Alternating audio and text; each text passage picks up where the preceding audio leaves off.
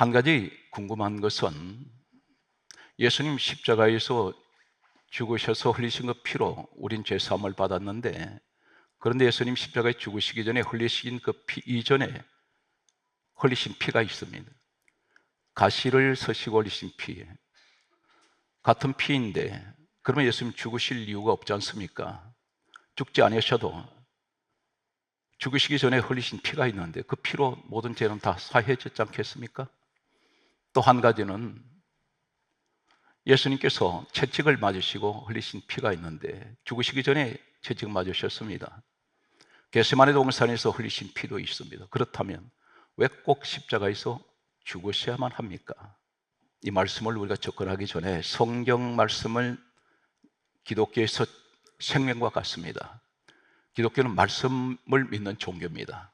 꿈을 믿는 종교가 아니라 환상을 믿는 종교가 아니고, 성경 66권을 하나님께서 1600년 동안 약 33명에서 35명 각 시대에 태어난 사람들 통해서 성령의 영감을 하나님께서 주셔서 성경을 기록했습니다. 우리가 잘 알고 있는 대로 성경은 단순한 사람이 생각해서 기록된 것이 아니라 이사야 34장 16절에는 모든 성경은 하나님이 직접 명령을 하셨습니다. 그래서 이 말씀이 너희는 여호와의 책을 읽어보라 그렇게 말씀하시면서, 이는 여호와의 입이 이를 명령하셨고 그의 영 성령께서 이것들을 모으셨습니다.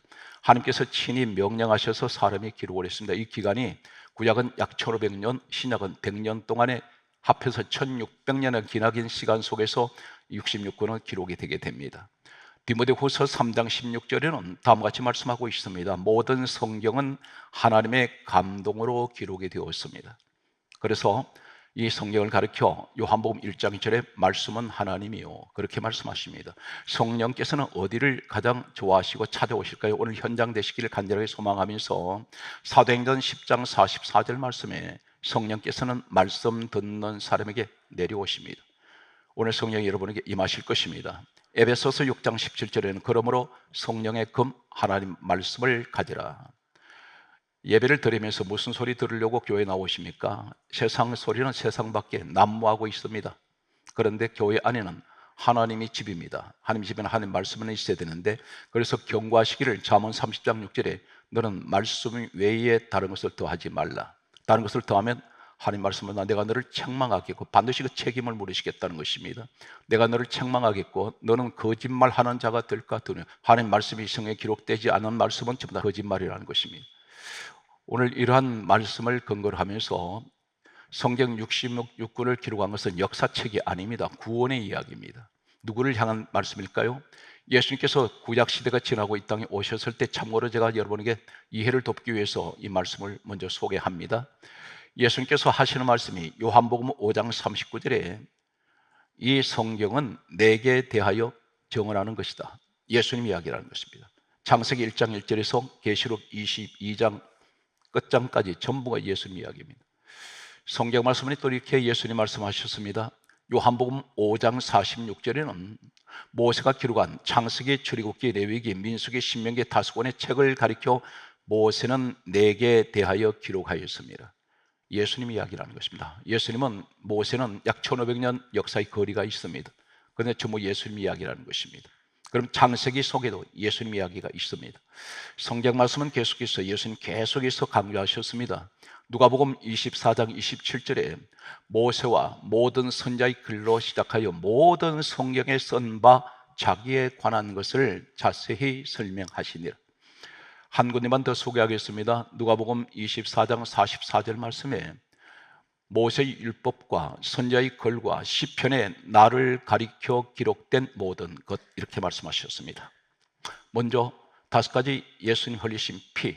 오늘 여러분이 이 얼마나 많은 축복을 받고 계신지 아십니까? 실감을 못하고 계십니다. 현재 급급해서 먹고 사는 것 때문에 늘 전전 건강하고 살아가는데, 하나님께서는 우리에게 말씀합니다. 너는 순간을 살아가는 사람이 아니라 영원한 세계 속으로 갈 텐데, 그 영원한 세계 속에는 하나님이 함께하는 곳인데 너에게는 장차 이 축복이 보장되어 있는데, 오늘 빌립보서 2장 6절에 근본 하나님 본체 되신 예수님 친히 이 땅에 오셔서 흘리신 그 5가지 오늘 의미하는 이 피는 바로 오늘 말씀은 여러분에게 그 주인공이라는 것입니다. 나는 너 때문에 그렇게 5가지 피를 흘린, 오늘 이 사건을 우리에게 말씀하고 있습니다. 염려하지 마십시오. 낙심하지 마십시오. 먹고 사는 것 때문에 걱정하지 마세요. 모든 범사는 하나님 우리 지으셨기 때문에 우리 주 안에 있는 우리는 모든 것을 불꽃 같은 눈동자로 우리 하나님 오늘 또 우리를 지켜주고 계시고, 나는 환난이라고 말하는데 너가 왜 환난이냐? 내가 너와 함께하고 있는데.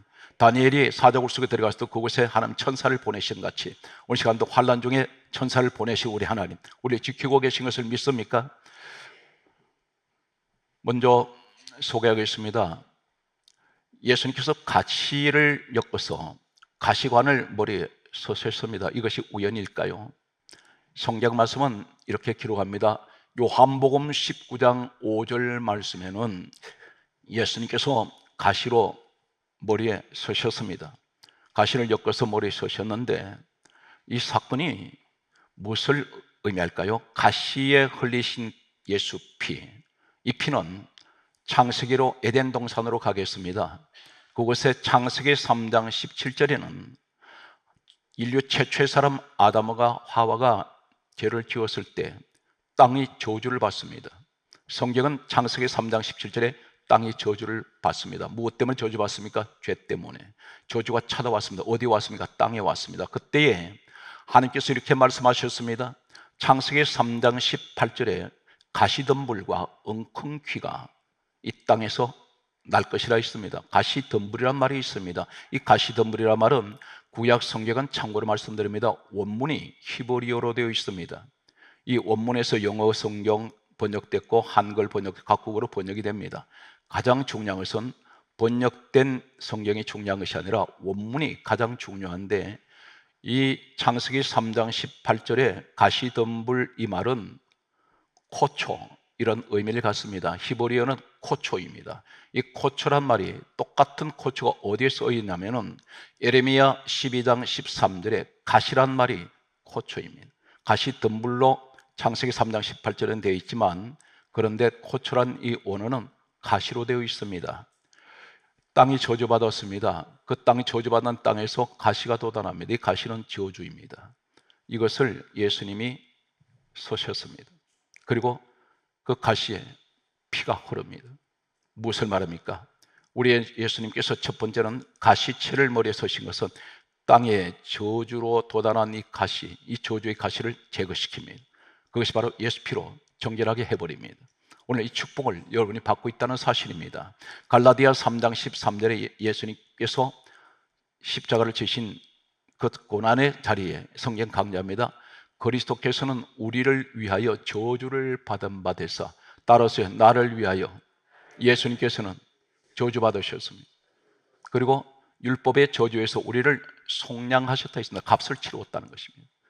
죄는 아담 하와가 지었는데 죄의 값은 오늘 우리에게, 우리가 인류의 조상 아담 하와로부터 자손되는 후손되는 죄의 후손인 우리에게, 우리를 대신해서 속량해 많은 값을 치루셨습니다. 이것이 첫 번째, 가시에 흐르는 예수 피를 의미하고 있습니다. 두 번째, 채찍에 흐르는 피가 있습니다. 단순하게 채찍 맞으셨을까요? 아닙니다.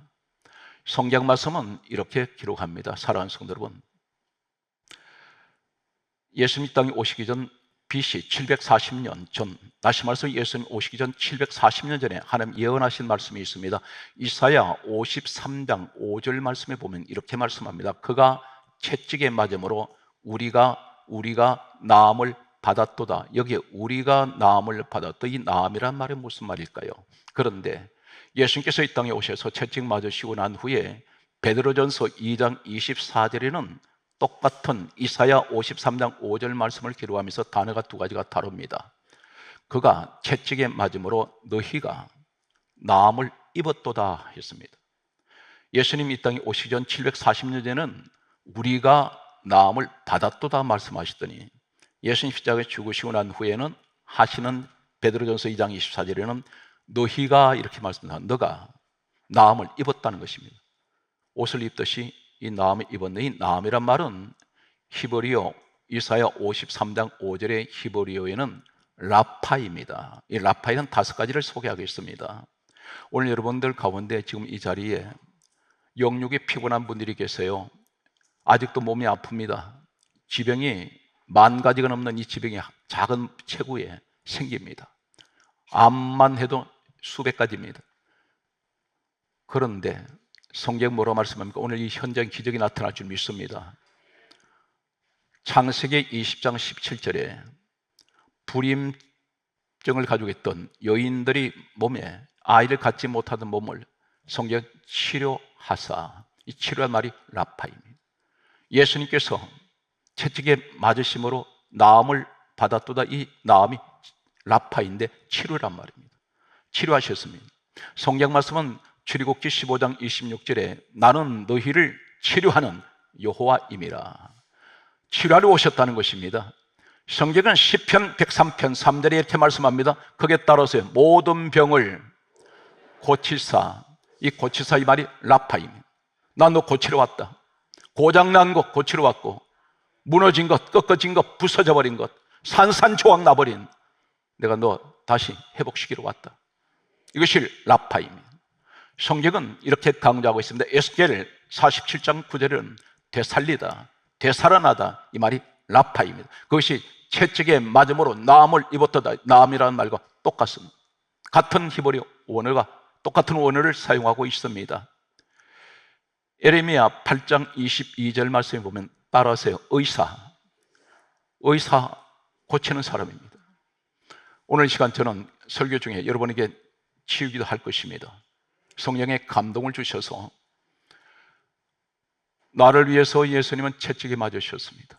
그런데 오늘 이 시간 고통받는 내 육신의 질병, 환경에서 오는 고통의 아픔, 그리고 마음의 상처, 치유되지 않는 상처, 우리 예수님의 채찍에 맞으심으로 우리가 나음을 입었는데, 하나님 이 시간 제 입을 통해서 기도할 때에 우리의 성도가 이 자리에 어떤 질병이 있든지, 그리고 가족 가운데 어떤 질병으로 투병하고 있는지, 집에서 아니면 요양원에서, 병원에서, 아니면 외국에 그 가족이 있다 할지라도 오늘 우리 하나님의 역사하셔서, 내가 예수님께서 말씀하신 나는 너를 위해서 내가 채찍에 맞음으로 너는 나음을 입었도다. 오늘 이 믿음을 가지고 가슴에 손 얹으십시오. 그리고 아픈 곳에도 손 얹으십시오. 그리고 가족을 대신해서 믿음으로 오늘 시간 중보의 믿음을 가지고 손을 얹으시기 바랍니다. 이 자리에 가족이 나와 있지 않지만 하나님, 내 가족을 위해서 하나님 치유하여 주옵소서. 기도하겠습니다. 그리고 하신 아버지 하나님, 우리 예수님께서는 죄인된 저희들을 위하여 이 땅에 오셔서 채찍에 맞음으로 우리가 나음을 입었습니다. 오늘 시간 우리 예수님의 채찍에서 흐르는 그 피가 오늘 우리 살아난 성도에게 그 피가 흐르게 하여 주사, 이 시간 나사렛 예수 그리스도 이름으로 명할 때에 육신의 모든 질병은 이 시간 깨끗하게 예수님 채찍에 맞으심으로 나음을 입었습니다. 고치심을 믿습니다. 가족들을 치료하여 주시고 깨끗하게 하여 주심을 믿습니다. 이 시간 나사렛 예수 그리스도 이름으로 명하노니 우리 예수님의 채찍에 맞음으로 나음을 입은 오늘 시간 우리 살아난 성들 모든 가족들에게 모든 질병에서 자유해질지어다, 깨끗함을 입을지어다. 오늘 하나님, 사랑하는 아내와 사랑하는 남편과 또 부모님, 형제, 자매, 친구, 친척 모든 성도들이 질병 가운데 고통받고 있는 질병에서 자유하게 하여 주시옵소서. 오늘 또 치료하심을 믿사오며 우리 주 예수 그리스도 이름으로 감사하며 간절히 기도드리옵나이다. 치료받은 것을 믿습니까? 믿음의 확신을 가진 분은 반드시 주님이 치료해 주십니다. 우리 하나님께 박수로 영광 돌리겠습니다. 세 번째, 겟세마네 동산에서 흘리신 피가 있습니다.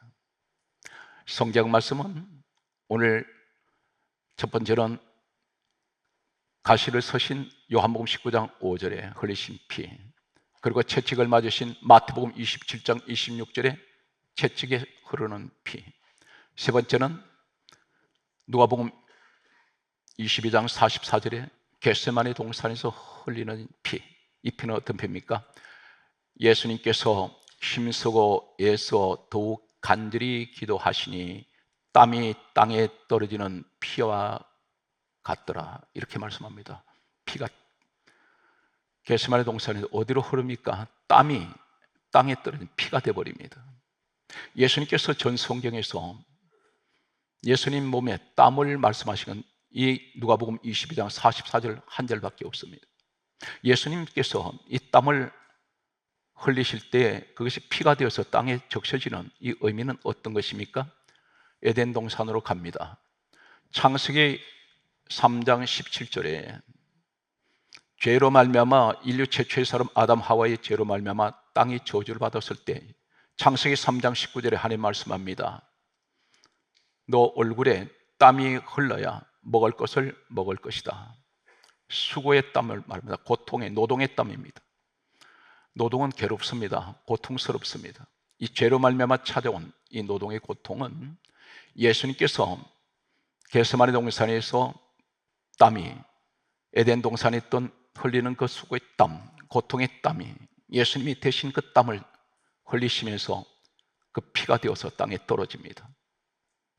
성경 말씀은 이렇게 강조합니다. 히브리서 9장 22절에 모든 물건이 피로서 정결하게 되나니 피 흘림이 없으면적 사함이 없느니라.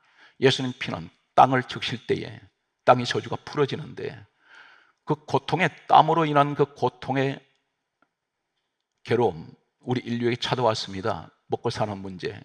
예수님께서 이후에 뭐라고 말씀하십니까? 마태복음 6장 25절에 무엇을 마실까, 무엇을 먹을까, 무엇을 입을까 염려하지 말라. 너는 그의 천부께서 너희는 이것을 구하지 않아도 너에게 있어야 할 줄 아시느니라. 그렇게 말씀하시면서 마태복음 6장 33절에 이렇게 말씀합니다. 너희는 먼저 그 의와 그 나라를 구하라. 그리하면 이것을 너에게 더해 주시리라. 먹고 사는 걱정하지 말라는 것입니다. 너희 수고의 고통은 내가 알고 그 고통은 예수님이 대신 짊어지시고 대신 겟세마네 동산에서 땀이 핏방울이 되는 오늘 이것을 통해서 우리에게 회복시키시는데, 그러므로 우리에게 이렇게 말씀합니다. 베드로전서 5장 7절에 하신 말씀이 크게 따라서 너희 염려를 다 주께 맡기라. 크게 따라서 이는 그가 너희를 돌보심이라. 너 염려 다 나한테 맡기라는 것입니다. 너에게는 이제는 그 고통의 짐을 질 이유가 없다는 것입니다. 내가 대신 그 고통의 짐을 지고 있다는 것입니다.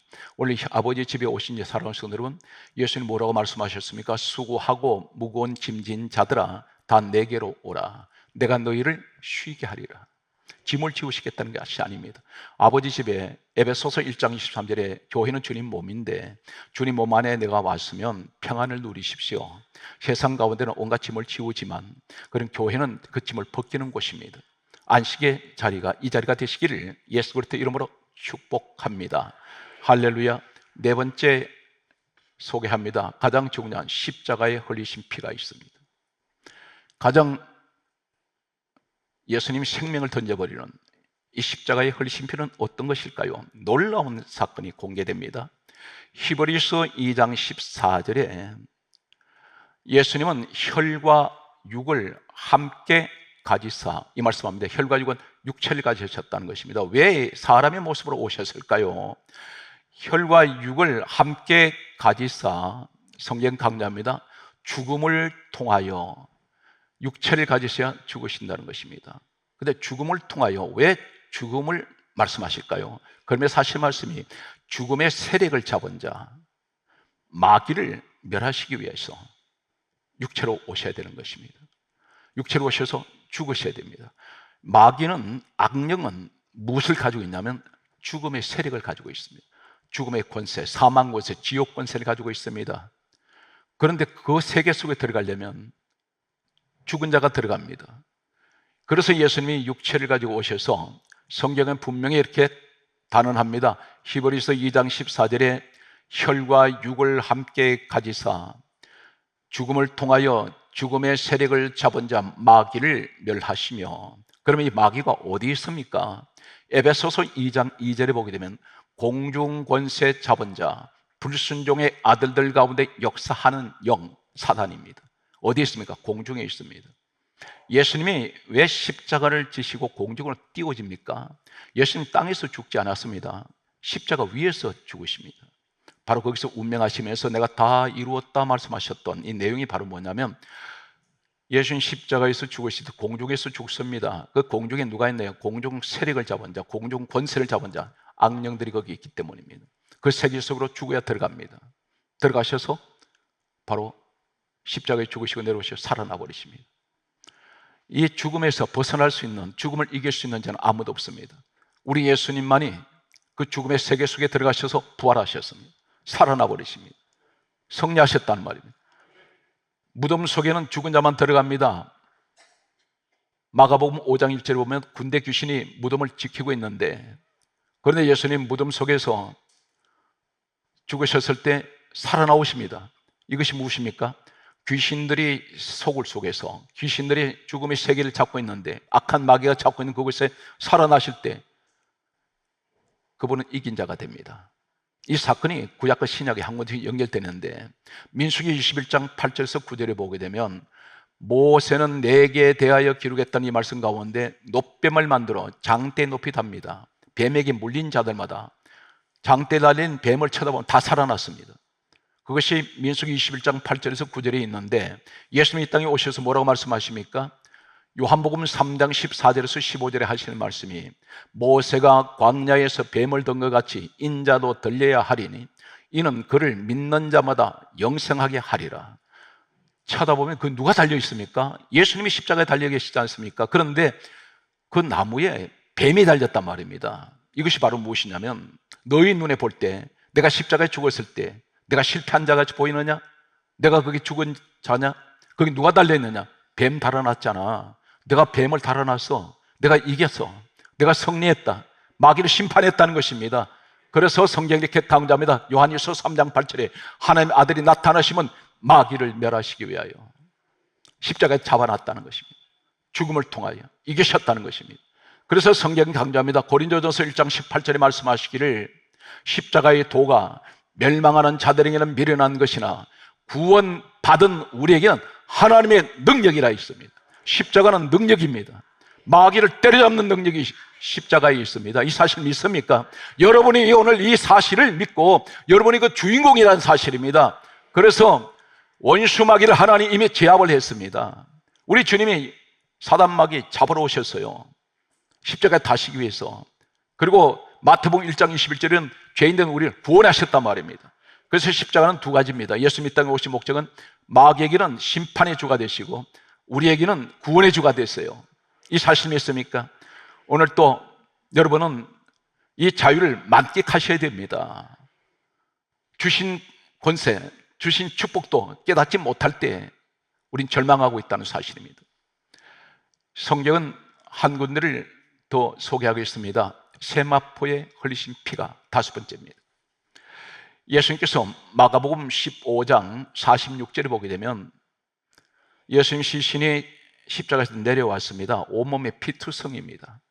머리부터 발끝까지 피로 범벅돼 버린, 피가 말라서 온몸에 피로 완전히 덮었습니다. 머리에 가시채로 흘리신 피가 계속해서 십자가에 달려 계실 때 피는 계속 흘러내려서 굳었습니다.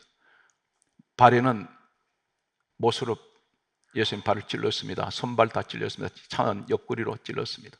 등에는 채찍으로 수없이 맞아서 살갗이 다 떨어졌습니다. 세마포를 마가복음 15장 46절에 예수님 시신을 세마포 흰천으로 쌌습니다. 이 장례 문화가 우리나라 문화와 같습니다.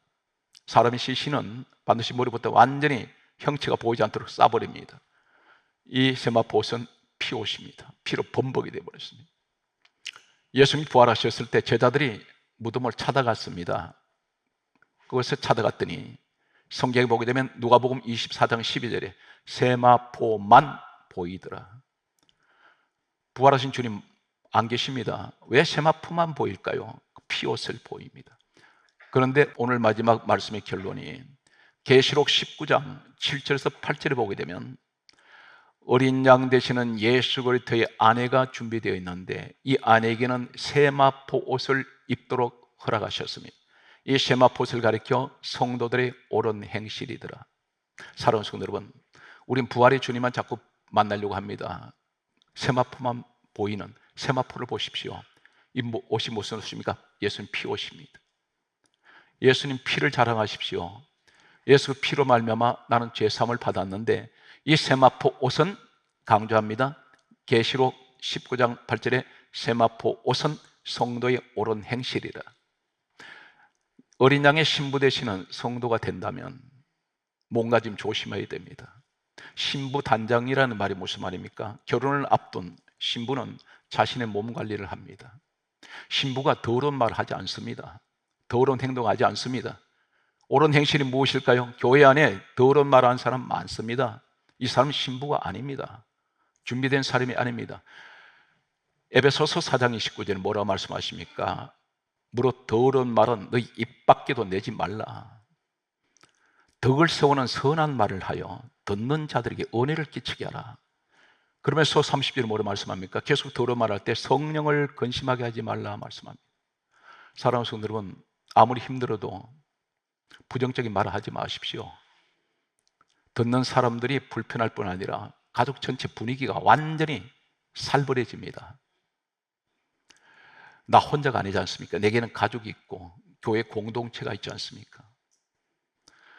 성령의 열매 가운데 갈라디아 5장 22절에서 23절에 마지막 열매가 9번째가 절제입니다. 우리 입을 절제하고 마음도 절제하고 감정도 절제해야 됩니다. 행동 절제해야 됩니다. 왜 그렇습니까? 내가 하나님의 사람인데, 사람의 인격은 입에 있습니다.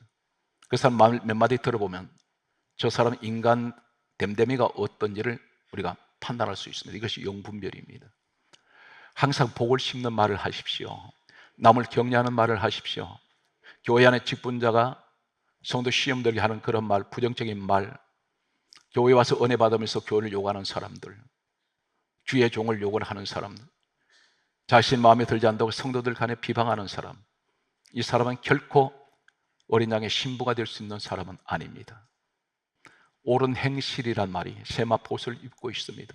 내가 저 예수 그리스도의 피로 나는 죄사함 받았습니다. 하나님, 그렇다면 나는 행실이 항상 신부로서 하나님 보실 때 흠없고 티없는 이런 모습이 되어야 될 줄로 믿습니다.